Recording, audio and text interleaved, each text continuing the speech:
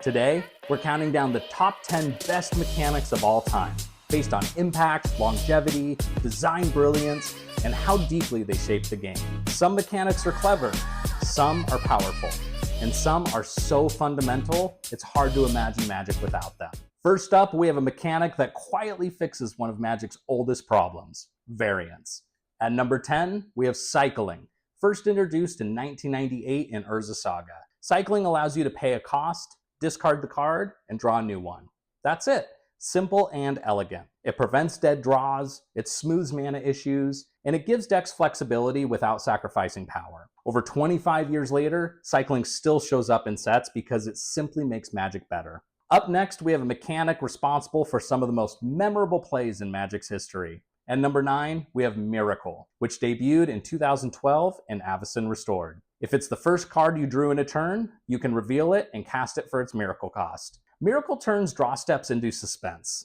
Cards like Terminus and Bonfire of the Damned created unforgettable tournament moments. It made the list because it captures that off-the-top feeling better than almost anything else in the game. Up next, we have a mechanic that rewarded loyalty. At number 8, we have Devotion, introduced in 2013 in Theros. Devotion counts the number of colored mana symbols among permanents you control and scales effects accordingly. For the gods, if your devotion to your god is enough, your god becomes a real creature capable of destroying your opponents. It revitalized monocolored strategies. Nykthos, Shrine to Nyx, is still a staple over a decade later. And if you watch my video on the top 10 best zombies, you know my love for Grey Merchant of Asphodel, better known as Gary. Devotion made color commitment powerful again, and that's core to Magic's identity. Up next, we have a mechanic that punishes your opponent for letting you build a board. At number 7, we have Convoke, first appearing in 2005 in Ravnica City of Guilds. Convoke allows creatures you control to tap to help cast a spell. Each creature pays for 1 mana of its color or 1 generic. It turns board presence into acceleration. It rewards token strategies. And it makes your opponent regret letting you keep creatures. At number 6, we have Surveil, introduced in 2018 in Guilds of Ravnica. Surveil lets you look at cards from the top of your library and put any number of them into your graveyard, keeping the rest on top. It smooths draws, it fuels graveyard strategies, it adds strategic depth without adding complexity. It's a modern mechanic done right. Up next, we have Protection, redesigned for modern Magic. At number 5, we have Ward, first appearing in 2021 in Strixhaven. Whenever a permanent with Ward becomes the target of a spell or ability an opponent controls, that spell is countered unless they pay the Ward cost. Unlike Hexproof, Ward preserves interaction. You can remove the creature. It just costs you.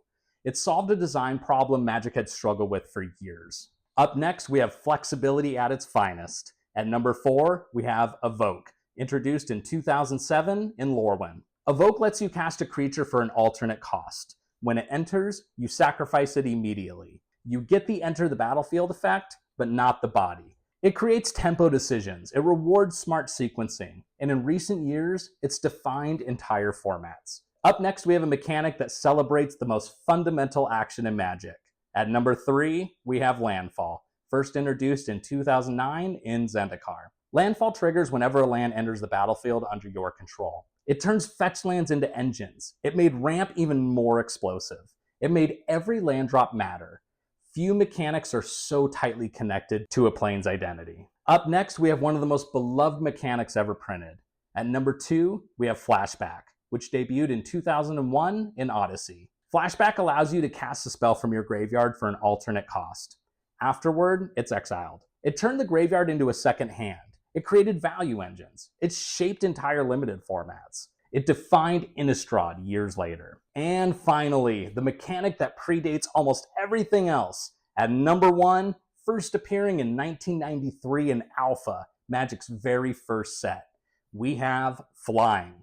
Flying means a creature can only be blocked by creatures with flying or reach. Flying is powerful, but it's also perfectly intuitive. Even someone who has never played Magic understands it immediately. Creatures in the air can't be blocked by creatures on the ground. Flying scales beautifully across every format, from limited to commander to competitive play. It makes small creatures relevant. It makes large creatures terrifying. It makes combat dynamic, and most importantly, it's elegant. It's easy to understand, easy to teach, hard to ignore.